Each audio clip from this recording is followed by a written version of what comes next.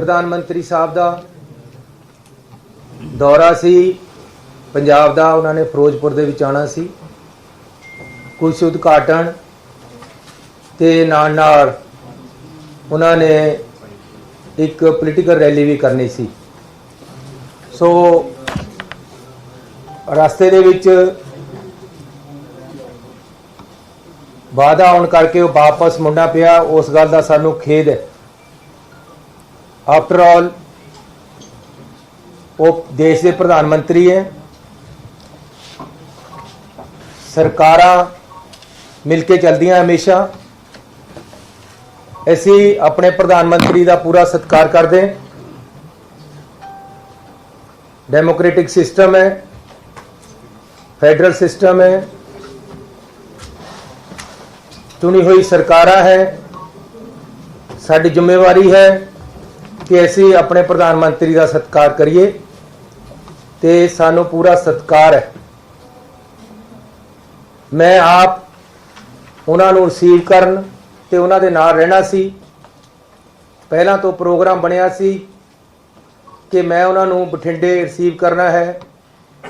उस तो बाद हैलीकैप्टर दे विच मैं उन्हां दे नाल जाना सी।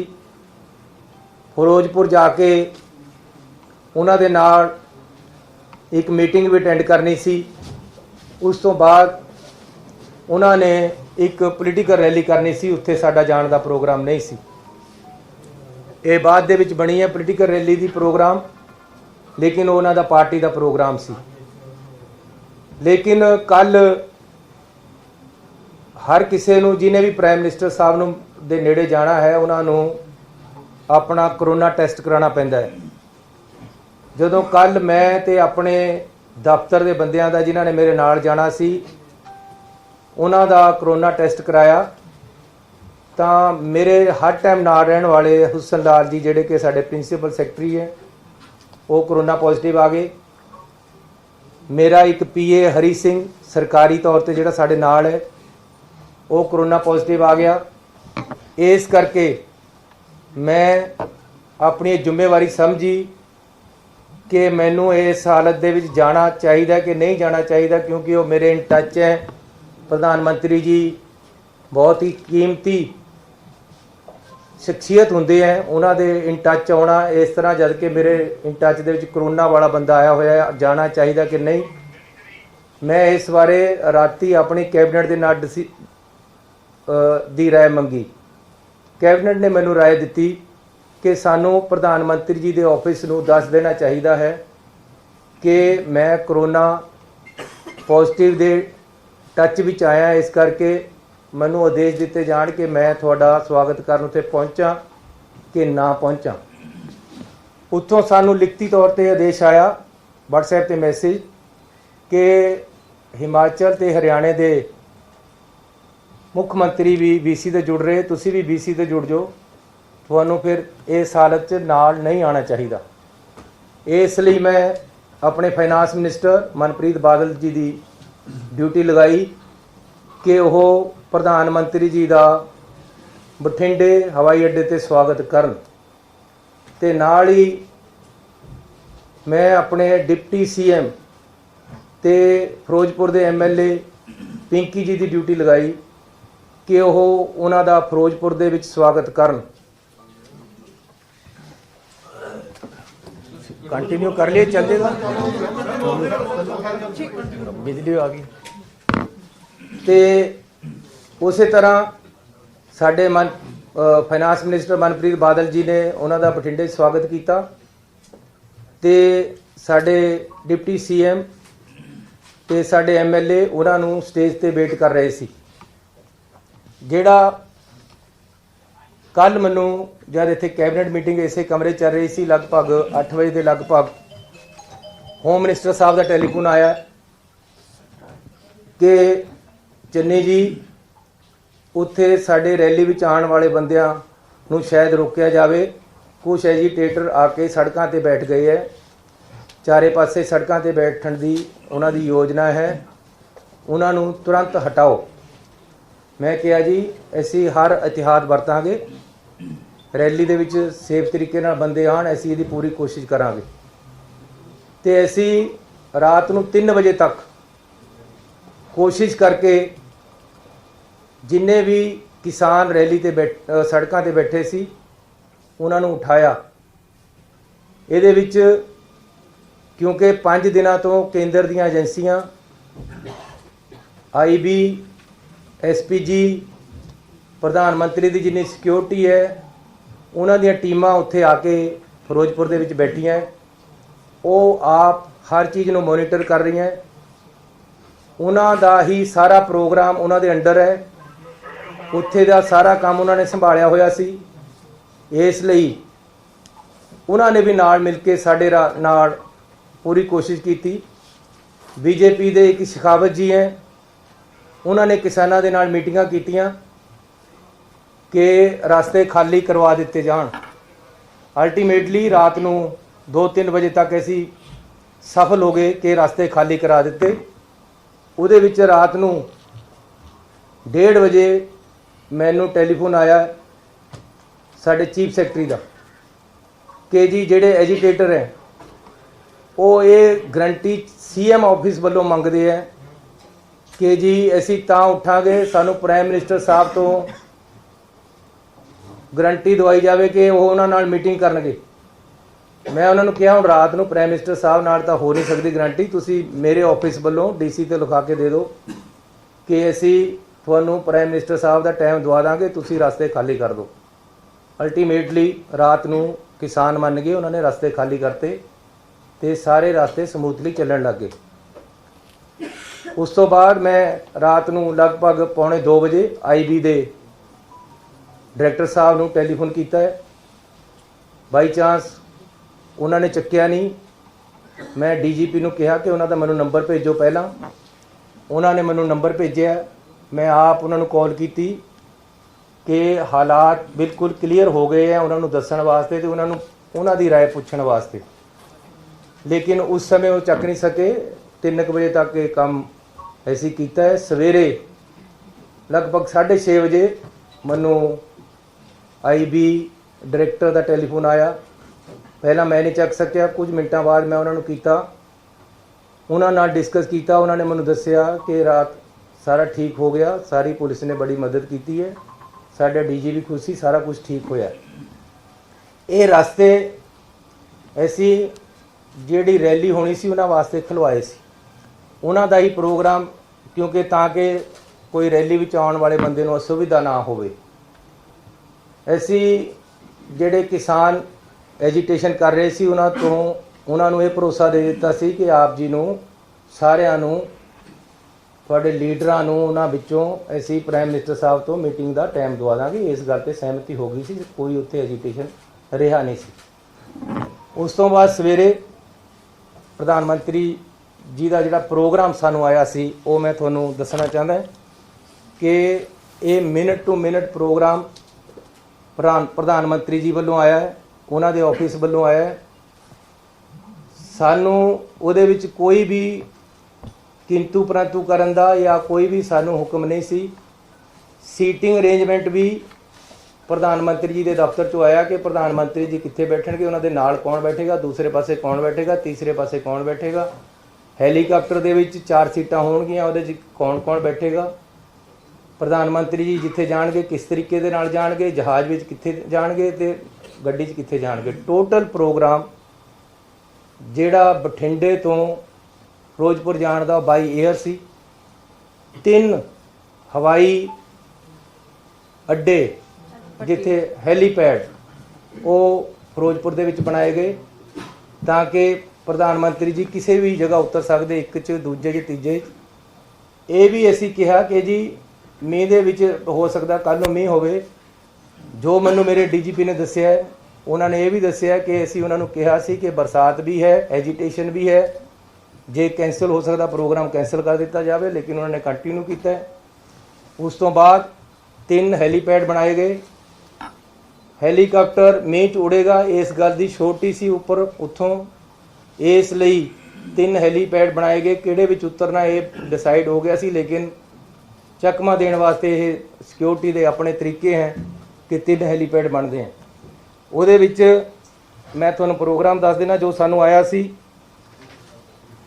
जनवरी 5 9:30 ਤੇ डिपार्चर दिल्ली एयरपोर्ट तो 10:25 ਤੇ एयर अराइवल बठिंडा एयरपोर्ट 10:30 ਤੇ डिपार्चर बठिंडा एयरपोर्ट 5 मिनट बाद बाय MI-17 ਹੈਲੀਕਾਪਟਰ 11:05 ਤੇ ਅਰਾਈਵਲ ਕਿਲਾ ਚੌਕ ਹੈਲੀਪੈਡ ਫਿਰੋਜ਼ਪੁਰ। ਇਹ ਪ੍ਰੋਗਰਾਮ ਸਾਨੂੰ ਲਿਖਤੀ ਤੌਰ ਤੇ ਉੱਥੋਂ ਆਇਆ ਹੋਇਆ ਹੈ।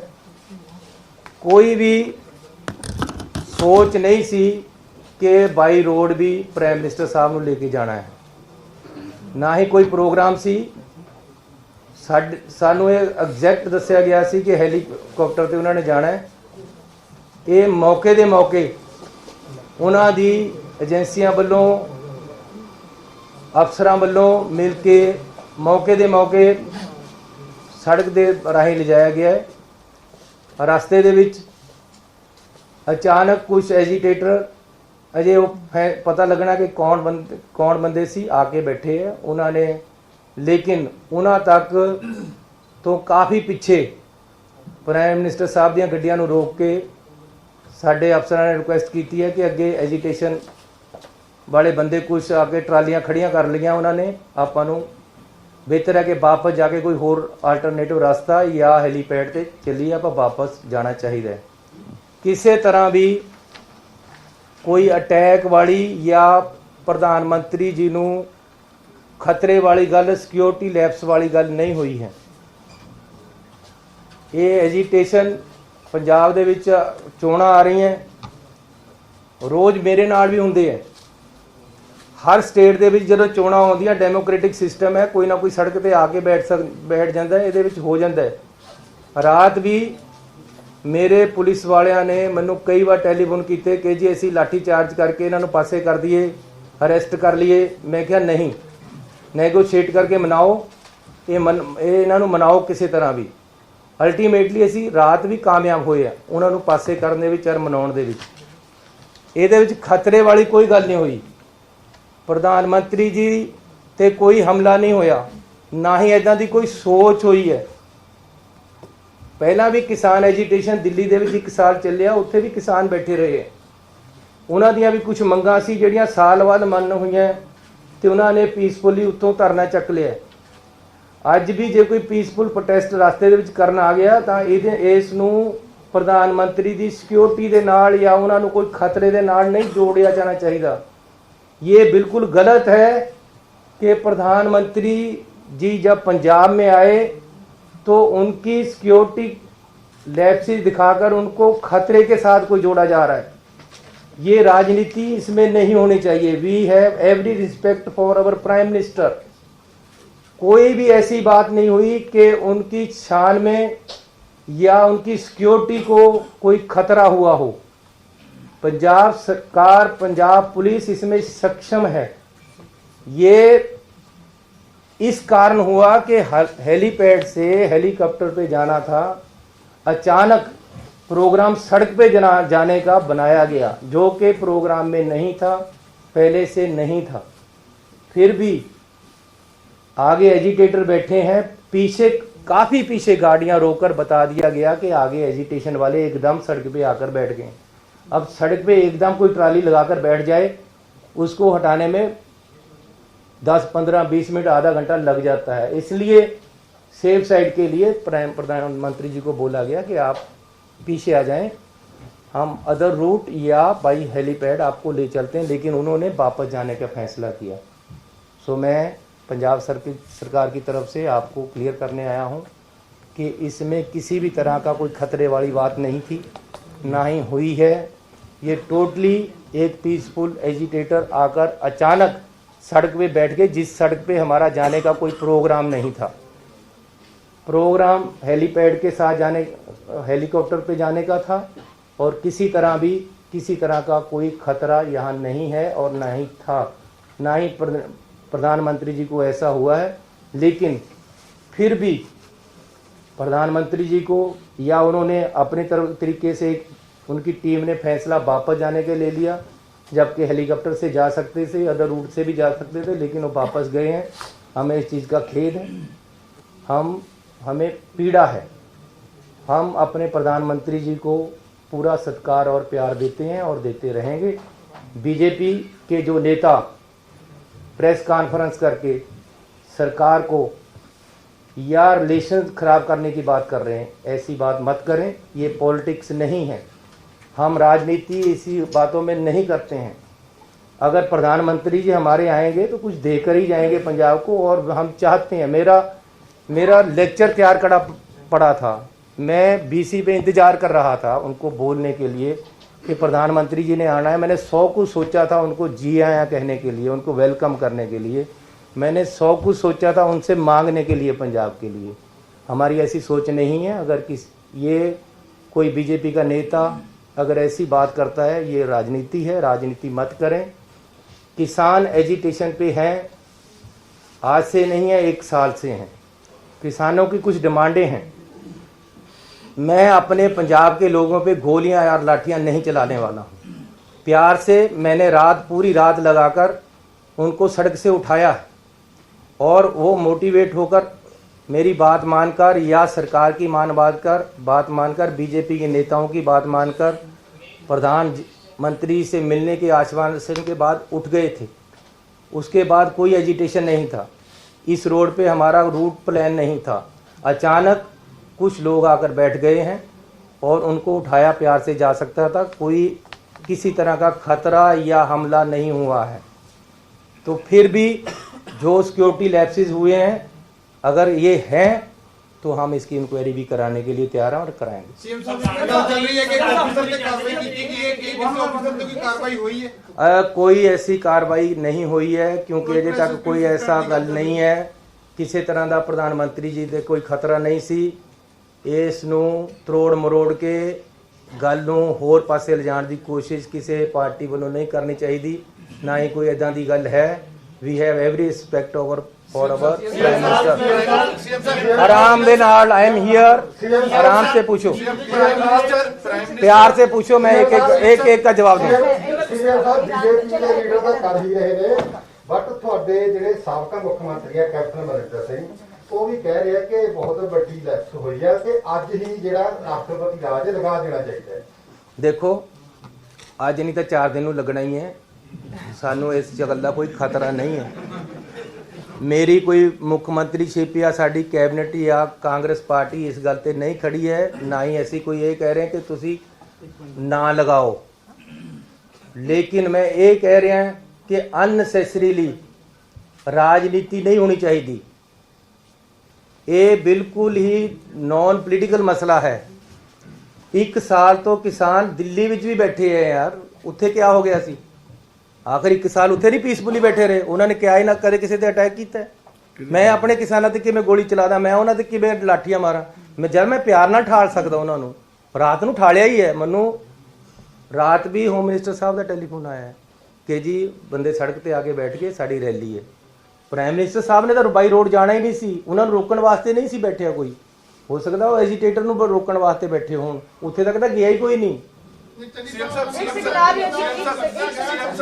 एक मिनट, राजनीत जी पूछ लें, राजनीत जी पूछ लें।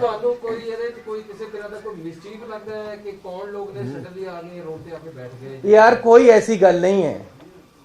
किसानां दीयां डिमांडां अजे कुछ खड़ियां हैं, इस करके वो रात मैनू अज तो 15 दिन पहला होम मिनिस्टर साहब का टेलीफोन आया, चन्नी जी वो लोग किसान रेलवे लाइन को रोक कर बैठे हैं, आप उनको हटाओ। जम्मू कश्मीर और यहाँ कोयले आने की प्रॉब्लम है।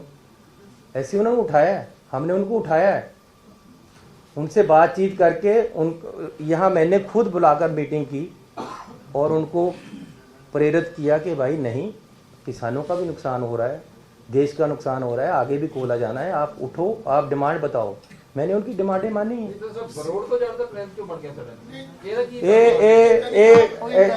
ऐसी नहीं ये फैसला लिया, ये फैसला प्राइम मिनिस्टर ऑफिस का सी, रोड तो जाण दा।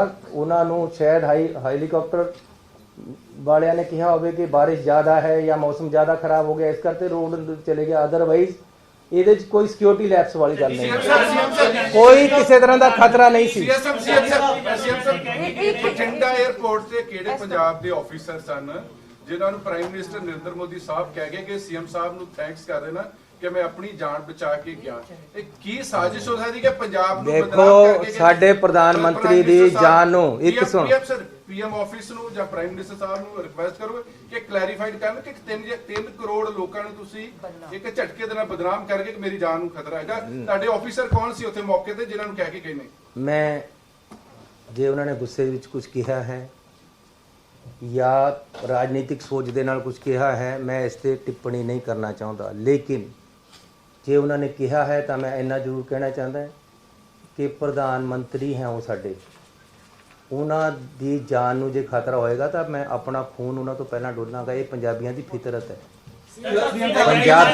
ਪੰਜਾਬੀ ਮਰ ਨਹੀਂ ਮਰ ਜਾਏਗਾ। ਇੱਕ ਗੱਲ ਸੁਣ ਲਓ, ਪੰਜਾਬੀ ਮਰ ਨਹੀਂ ਮਰ ਜਾਏਗਾ, ਆਪਣਾ ਖੂਨ ਡੋਲ ਦੇਗਾ, ਲੇਕਿਨ ਘਰ ਆਏ ਮਹਿਮਾਨ ਤੇ ਕਦੇ ਅਟੈਕ ਨਹੀਂ ਕਰੇਗਾ। ਨੰਬਰ 1। ਨੰਬਰ 2, ਘਰ ਵਾਲੇ ਮਹਿਮਾਨ ਤੇ ਕੋਈ ਅਟੈਕ ਹੁੰਦਾ ਤਾਂ ਆਪਣੀ ਛਾਤੀ ਪਹਿਲਾਂ ਲਾਏਗਾ। ਇਸ ਕਰਕੇ ਇੱਕ ਮਿੰਟ ਸੁਣ ਲਓ ਜੀ, ਚੰਨੀ ਜਾਂ ਸਾਡੀ ਕੈਬਨਿਟ ਆਪ ਮੂਹਰੇ ਹੋ ਕੇ ਖੂਨ ਦੇ ਦੇਗੀ, ਲੇਕਿਨ ਆਪਣੇ ਦੇਸ਼ ਦੇ ਪ੍ਰਧਾਨ ਮੰਤਰੀ ਤੇ ਕਦੇ ਉਹ ਨਹੀਂ ਆਣ ਦੇਗੀ। ਲੇਕਿਨ ਨਾਲ ਕਿਸੇ ਤਰ੍ਹਾਂ ਦਾ ਇੱਥੇ ਕੋਈ ਖਤਰਾ ਨਹੀਂ ਸੀ, ਕੋਈ ਨੁਕਸਾਨ ਨਹੀਂ ਹੋਇਆ, ਨਾ ਹੀ ਹੋਣ ਦੀ ਕੋਈ ਸੰਭਾਵਨਾ। ਮੇਰਾ ਸਵਾਲ ਹੈ ਕਿ ਜਦੋਂ ਵੀ ਪੀਐਮ ਕਿਤੋਂ ਨਿਕਲਦੇ ਆ ਕਿਤੇ ਜਾਣਾ ਹੈਗਾ ਤਾਂ ਜਿਹੜਾ ਐਸਪੀਜੀ ਹੈ ਉਹ ਰੂਟ ਕਲੀਅਰ ਹੋ ਕੇ ਹੀ ਜਾਣ ਦਿੰਦੀ ਹੈ, ਤਾਂ ਕੀ ਜਦੋਂ ਉੱਥੇ ਬਾਇਆ ਰੋਡ ਵੀ ਅਗਰ ਹੋ ਗਿਆ ਸੀ ਤਾਂ ਕੀ ਐਸਪੀਜੀ ਨੂੰ ਡੀਜੀਪੀ ਨੇ ਉਹਨਾਂ ਨੇ ਕਿਹਾ ਬੀਜੇਪੀ ਨੇ ਕਿ ਸਾਨੂੰ रूट क्लियर दी दी थी, फिर भी किसान बैठे थे आगे? इसका मतलब ਸਾਨੂੰ ਝੂਠ ਬੋਲਿਆ ਗਿਆ। ਮੇਰਾ ਵੀ ਸਵਾਲ ਹੈ, ਮੇरे ਨਾਲ जुड़ता ही सवाल है मेरा। अच्छा चलो सीएम साहब, मेरा सवाल इन नाल जुड़ता ही सवाल है। मैं ये पूछना चाह रहा हूँ कि जब इतना हाईली वीवीआईपी स्टेट में आता है तो अगर उन्होंने बाय एयर जाना जैसे कि आप कह रहे हैं, उसके बाद भी एक रोड का अल्टरनेटिव रूट रखा जाता है। देखो गल ये है कि साडा तां उत्थे कंट्रोल ही इन्ना नहीं सी। मेन कंट्रोल एसपीजी आईबी उत्थे कर रही सी। मन्नो भी रात भी मैं आईबी दे नाल की गल कीती है, होम मिनिस्ट्री सीधी इन्वॉल्व थी, हजारों आदमी उनका सिक्योरिटी का वहाँ था और किसी तरह की पंजाब सरकार की कोई ज़्यादा वहाँ रोल नहीं था। लेकिन फिर भी अगर डिसीजन ये हुआ कि भाई रोड जाना है तो ये ज्वाइंट डिसीजन था। अगर ये डिसीजन हुआ है, अगर रास्ते में आकर कोई बैठा है तो वो अचानक बैठा है आकर, पहले से नहीं था।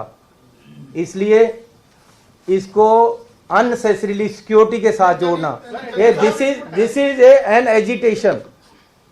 इसको सिक्योरिटी के साथ जोड़ना एक राजनीति हो सकती है, ये सिक्योरिटी के साथ जुड़ी हुई बात नहीं है। अगर 1 साल किसान दिल्ली में बैठ सकते हैं तो क्या वो प्रधानमंत्री जी को या होम मिनिस्टर को या मुझे या किसी और को खतरा था?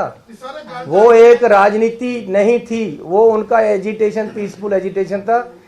यहाँ भी पीसफुल एजिटेशन था, रात हमने एजिटेशन उठाया था, अचानक कोई आकर बैठ गया तो उसमें कोई ये नहीं है कि जी किसी को खतरा था।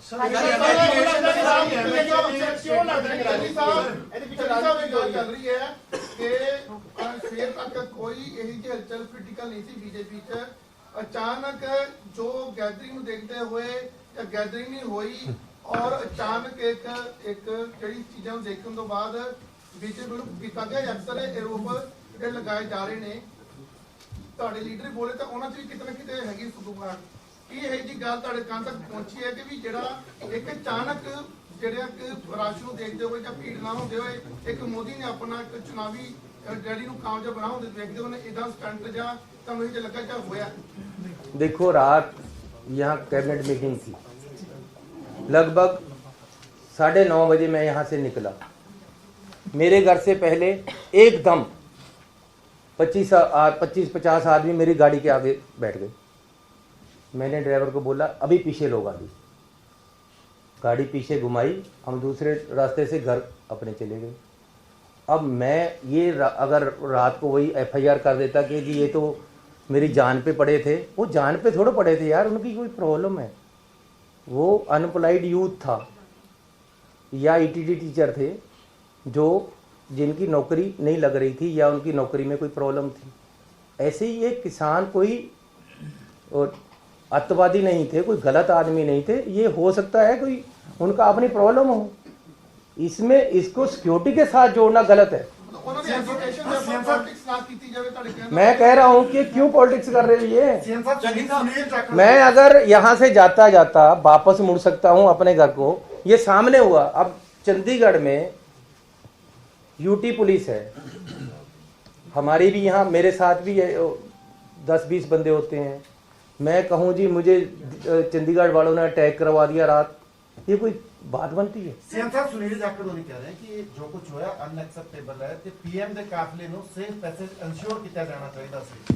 देखो मैंने तो खुद कहा जी, मुझे खेद है, ਬਟ ਉਹ ਤਾਂ ਸਟੇਟ ये नहीं होना चाहिए था, मैंने कहा है।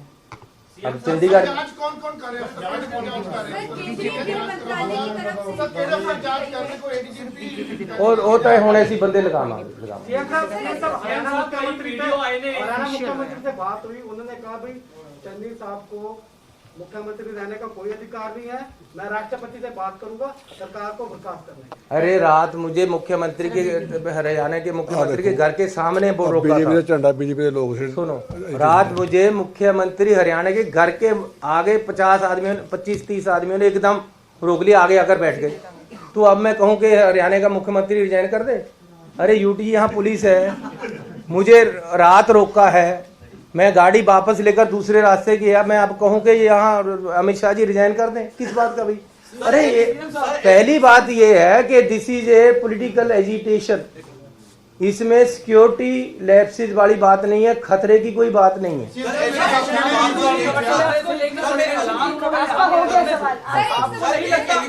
केंद्रीय गृह मंत्रालय की तरफ से आपसे रिपोर्ट मांगी गई है, क्या जांच पड़ताल की जाएगी इस पूरे क्यों नहीं की जाएगी जी? कि अगर कोई बात हुई है तो जांच पड़ताल करेंगे। सीएम साहब जिस बात साथियों ने पूछा आखिर पूरे घटनाक्रम ਦੇ ਪਿੱਛੇ ਤੁਹਾਨੂੰ ਕੀ ਲੱਗਦਾ ਕਿਉਂ ਇਹ ਪੂਰਾ ਸੀਨ ਹੈ ਜਿਹੜਾ अरे इसमें इस लस्सी ਨੂੰ ਜਿੰਨਾ ਮਰਜ਼ੀ ਰਿੜਕੀ ਜਾਓ, ਇਹਦੇ ਚ ਕੁਝ ਨਹੀਂ ਹੈ।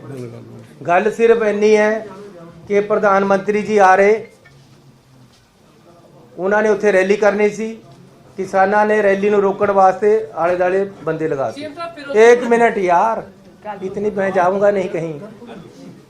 हमने उन बंदे को उठा दिया, सबको रात को उनको मना लिया, यार ना करो ऐसे। अब 70,000 कुर्सी लगी हुई, 700 बंदा वहां पहुंचा, मैं क्या करूं यार? सीएम साहब प्रधानमंत्री जी ने सर एक चीज बड़ी स्पेसिफिक एमएचए ने अपनी स्टेटमेंट किया है कि necessary very clearance it was taken from DGP Punjab when it was decided to travel by road. क्या DGP पंजाब ने वो necessary ਜਿਹੜੀ clearance ਉਹ ਦਿੱਤੀ ਸੀਗੀ? ਕਿਉਂਕਿ ਸਰ ਤੁਸੀਂ ਤਾਂ ਕਹਿ ਰਹੇ ਹੋ ਵੀ ਅਚਾਨਕ ਹੋ ਗਿਆ, ਲੇਕਿਨ ਪ੍ਰਾਈਮ ਮਿਨਿਸਟਰ ਦਾ ਵੀ ਪ੍ਰੋਟੋਕਾਲ ਹੁੰਦਾ ਹੈ, ਹਰ ਚੀਜ਼ਾਂ ट्रैवल करना, ਉਹਦਾ ਐਸਪੀਜੀ ਦਾ ਆਪਣਾ ਰੋਲ ਹੈ, ਬਲੂ ਬੁੱਕ ਦਾ ਆਪਣਾ ਰੋਲ ਹੈ, ਪੁਲਿਸ ਦਾ ਆਪਣਾ ਰੋਲ ਹੈ। ਕਿ ਡੀਜੀਪੀ ਨੇ ਕਲੀਅਰੈਂਸ ਦਿੱਤੀ ਸੀ? सुनो, साडे फिर मैं दसदा कि पुलिस ਦਾ ਰੋਲ ਬਹੁਤ ਹੀ ਲਿਮਟਿਡ ਕਰ ਦਿੱਤਾ ਗਿਆ ਸੀ। ਉੱਥੇ ਹਰ ਚੀਜ਼ ਐਸਪੀਜੀ, ਆਈਬੀ, ਕੇਂਦਰੀ ਏਜੰਸੀਆਂ ਡਿਸਾਈਡ ਕਰ ਰਹੀਆਂ ਸੀ ਉੱਥੇ। ਤੇ ਨਾਲ ਨਾਲ ਇੱਥੇ ਤੱਕ ਕਿ ਸੀਟਿੰਗ ਅਰੇਂਜਮੈਂਟ ਵੀ, ਮੇਰੇ ਪਾਸ ਚਿੱਠੀਆਂ ਮੈਂ ਤੁਹਾਨੂੰ ਜਾਰੀ ਕਰਾਂਗਾ, ਦੇ ਦਿੰਦਾ ਹੁਣੇ। ਸੀਟਿੰਗ ਅਰੇਂਜਮੈਂਟ ਵੀ ਸੀਐਮ ਕਿੱਥੇ ਬੈਠੇਗਾ, ਕੌਣ ਕਿੱਥੇ ਬੈਠੇਗਾ, ਉਹਨਾਂ ਨੇ ਡਿਸਾਈਡ ਕੀਤਾ ਹੈ। ਰੈਲੀ ਦਾ ਵੈਨਿਊ ਉਹਨਾਂ ਨੇ ਡਿਸਾਈਡ ਕੀਤਾ, ਜਿੱਥੇ ਸਾਨੂੰ ਜਾਣ ਦੀ ਆਗਿਆ ਨਹੀਂ ਸੀ, ਦੂਸਰੇ ਪਾਸੇ ਵੀ ਉਹਨਾਂ ਨੇ ਡਿਸਾਈਡ ਕੀਤਾ ਹੈ। ਹੈਲੀਕਾਪਟਰ 'ਚ ਕੌਣ ਬੈਠੇਗਾ, ਕੌਣ ਨਹੀਂ ਬੈਠੇਗਾ, ਇਹ ਵੀ ਉਹਨਾਂ ਨੇ ਡਿਸਾਈਡ ਕੀਤਾ ਹੈ। ਜਿਹੜਾ ਬਾਈ ਰੋਡ ਜਾਣ ਦਾ, ਇਹ ਵੀ ਉਹਨਾਂ ਦਾ ਜੁਆਇੰਟ ਡਿਸੀਜਨ ਹੈ। ਸਾਡਾ ਪੁਲਿਸ ਅਫਸਰ ਵੀ ਹੋ ਸਕਦੇ ਉਹਦੇ ਵਿੱਚ, ਲੇਕਿਨ ਜੁਆਇੰਟ ਡਿਸੀਜਨ ਹੈ। ਇਹਦੇ ਵਿੱਚ ਇਹ ਮੇਰੀ ਗੱਲ ਸੁਣੋ, ਤੁਸੀਂ ਜਿੰਨਾ ਮਰਜ਼ੀ ਕਰ ਲਓ, ਐਜੀਟੇਟਰ ਆ ਕੇ 5 ਮਿੰਟ ਲਈ ਸੜਕ ਦੇ ਵਿੱਚ ਇੱਕਦਮ ਆ ਕੇ ਬੈਠ ਕੇ ਤੁਸੀਂ ਕੀ ਕਰੋਗੇ?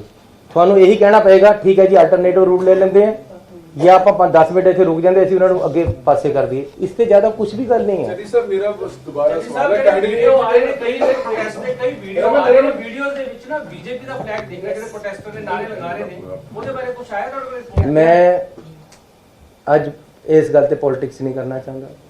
ਮੈਂ ਤੁਹਾਨੂੰ ਉੱਥੇ ਰੈਲੀ ਦੇ ਵਿੱਚ ਇਕੱਠ ਨਹੀਂ ਹੋਇਆ, ਇਹ ਵੀ ਇੱਕ ਕਾਰਨ ਹੋ ਸਕਦਾ, ਕਿਹਾ ਨਹੀਂ। ਮੈਂ ਤੁਹਾਨੂੰ ਨਹੀਂ ਕਹਿੰਦਾ ਕਿ ਜੀ ਉੱਥੇ ਝੰਡੇ ਬੀਜੇਪੀ ਦੇ ਆ ਰਹੇ ਸੀ। ਇਹ ਕਿਆ ਇਹਨਾਂ ਗੱਲਾਂ 'ਚ ਪੈ ਕੇ ਰੋ ਰਹੇ? ਅਲਟੀਮੇਟਲੀ ਗੱਲ ਇਹ ਹੈ ਕਿ ਇਹ ਇੱਕ एजिटेशन सीगा, एजिटेशन वाले अगे रुके हुए सी और पीएम साहब को पीछे रोककर बता दिया गया आगे एजिटेशन वाले आ गए हैं, हमें रूट चेंज करना पड़ेगा। उन्होंने वापस जाने का इरादा कर लिया, ये उनका इरादा है, हम नहीं रोक सकते। सीएम साहब मेरा फिर सवाल है, सिक्योरिटी ब्रीच अजकल फैशन हो चुका है, ਤੁਸੀਂ ਵੀ ਕਈ ਵਾਰ ਤੋੜ ਕੇ ਬੱਚਿਆਂ ਚਲੇ ਜਾਂਦੇ। ਪ੍ਰਾਈਮ ਮਿਨਿਸਟਰ ਸਾਹਿਬ ਨੇ ਕਈ ਵਾਰ ਆਪ ਤੋੜੀ ਹੈ। ਮੇਰਾ ਕੰਸਰਨ ਇਹ ਆ ਕਿ ਪ੍ਰਾਈਮ ਮਿਨਿਸਟਰ ਜਿਹੜਾ ਪੰਜਾਬੀਆਂ ਨੂੰ ਡਿਫੇਮ ਕਰਕੇ ਗਏ ਨੇ, ਉਹਨਾਂ ਦੇ ਮਾਇਨੇ ਕੀ ਹੈਗੇ ਨੇ? ਸਿਕਿਉਰਿਟੀ ਬ੍ਰੀਚ ਸਾਡੇ ਇੰਡੀਅਨ ਪੋਲੀਟੀਸ਼ੀਅਨ ਖੁਦ ਤੋੜ ਦਿੰਦੇ ਹੈਗੇ ਨੇ, ਤੁਸੀਂ ਵੀ ਕਈ ਵਾਰ ਤੋੜੀ ਆ, ਪ੍ਰਾਈਮ ਮਿਨਿਸਟਰ ਸਾਹਿਬ ਨੇ ਕभी ਤੋੜੀ ਆ। ਜਿਹੜਾ ਆਫੀਸਰ ਹੈ ਉਹ ਸਸਪੈਂਡ ਹੋ ਜਾਂਦਾ। ਅੱਜ ਸ਼ਾयद ਤੁਸੀਂ ਬਾਤ ਪ੍ਰਾइम मिनिस्टर ਦੇ ਕੀ ਮਾਇਨੇ ਆਏ ਜਿਹੜੀ ਇੰਨੀ ਵੱਡੀ स्टेटमेंट? सर मैं आपकी बात को समझता हूँ, लेकिन मैं बोलता नहीं, अपने अपने अंदाज हैं। मैं शरीफ सोच से चलता हूँ। मुझे कोई गाली दे देता है, मैं कहता है यार ठीक है तू अच्छा बंदा है, यही समझ लो कि मुझे गाली दी है तो मैं कह रहा हूँ तुम अच्छे बंदे। लेकिन प्रधानमंत्री बड़े हैं, मेरे से बड़े हैं उम्र में, मेरे से बड़े हैं ओहदे में, उनको एजिटेशन वालों ने आगे रोका है, वो पीछे रुक गए हैं। किसी तरह का जान माल का खतरा नहीं था, लेकिन अगर उन्होंने गुस्से में या राजनीतिक तौर पे कुछ मुझे कह दिया है, मुझे एक्सेप्टेड है, मैं उनको जवाब नहीं देना चाहता। मैं उनको कहता हूँ खुश आमदीद, आप फिर आओ, लेकिन हम आगे से अच्छे इंतजाम करेंगे, आपको ऐसी दिक्कत नहीं है।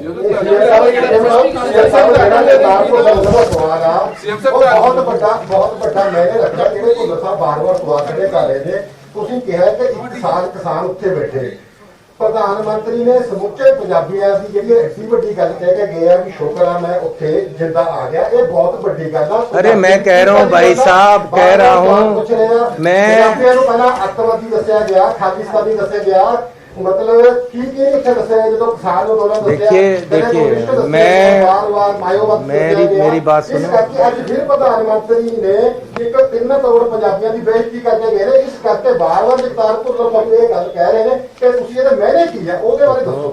मेरी बात सुनो, मैं इसके मैंने नहीं निकालना चाहता, मुझे पता है मैंने क्या है, लेकिन निकालना नहीं चाहता। मैं एक जिम्मेवार पोस्ट पे हूँ। मैं होम मिनिस्टर साहब से मिलने गया था, एक ही बार मिलने गया हूँ। मैंने उनको हाथ जोड़कर एक बात कही थी, मैं ये कसम खा के कह सकता हूँ, जो मैं क्या बता रहा हूँ वो सच है कि होम मिनिस्टर साहब मैं हाथ जोड़कर कहता हूँ, चुनाव आने वाले हैं, कोई मुख्यमंत्री बने, कोई पार्टी जीते, मुझे इससे मतलब नहीं है। ये मैंने कहा था, फिर रिपीट कर रहा हूँ कि होम मिनिस्टर साहब मैं हाथ जोड़कर कहता हूँ कि चुनाव आ रहे हैं, कोई मुख्यमंत्री बने, कोई पार्टी जीते, इससे मतलब नहीं है। लेकिन एक कृपा करना, एक मैं आपसे रिक्वेस्ट करता हूँ कि पंजाब में सद्भावना, आपसी प्यार बना रहे। पंजाब में किसी तरीके से कोई भी गड़बड़ ना हो इलेक्शन में, इसका ज़रूर ध्यान रखना। ये मैं उनको रिक्वेस्ट करके आया था। अब अगर फिर भी राजनीति होगी तो वो गलत होगा। सर, आप पर भी आरोप लगाए जा रहे हैं। बीजेपी नेता मीनाक्षी लेखी का कहना है कि जब जहां पर रोका गया था प्रधानमंत्री के काफिले को, उस वक्त जेपी नड्डा की तरफ से आपको फोन किया गया, लेकिन आपने उठाया नहीं। क्या आपको कोई फोन आया? देखो मुझे कोई टेलीफोन उनका नहीं आया। हाँ, होम मिनिस्टर साहब का टेलीफोन आया था। उन्होंने मुझे कहा कि वहाँ कुछ एजिटेटर आ गए हैं, ये गलत हो गया है, प्रधानमंत्री जी ने वापस आने का निर्णय ले लिया है। मैंने कहा जी इसकी क्या बात है, मैं आपके पास भी आ जाऊंगा और हमारी तरफ से किसी तरह का कोई गलती नहीं हुई है, चेक कर लेते हैं क्या बात। ये मुझे उनका टेलीफोन आया और किसी का टेलीफोन मुझे नहीं आया दिल्ली से। जो मुझे कोई टेलीफोन करता है, मेरे पास टेलीफोन है, मैं उसी समय उठा लेता हूँ, नहीं तो मेरे साथ 2-4 आदमी होते सरकार के, वो मेरी बात करा देते हैं। मेरी होम मिनिस्टर साहब ने भी किसी मेरे साथी ने, मेरे साथ जो IAS थे, उनके टेलीफोन पे बात हुई। केंद्रीय गृह मंत्रालय ने कोई एसएसपी पर कोई कार्रवाई की है? कादी जी, केंद्रीय गृह मंत्रालय को पता लग गया कि ਤੁਹਾਡੇ ਜਿਹੜੇ ਅਫਸਰ ਦੇ ਖਿਲਾਫ ਕੋਈ ਕਾਰਵਾਈ नहीं ऐसी कोई गल नहीं है। So thank you very much जी। यार हुण आ गल लपेट लईए। बहुत धन्नवाद तुहाडा सारिਆਂ ਦਾ।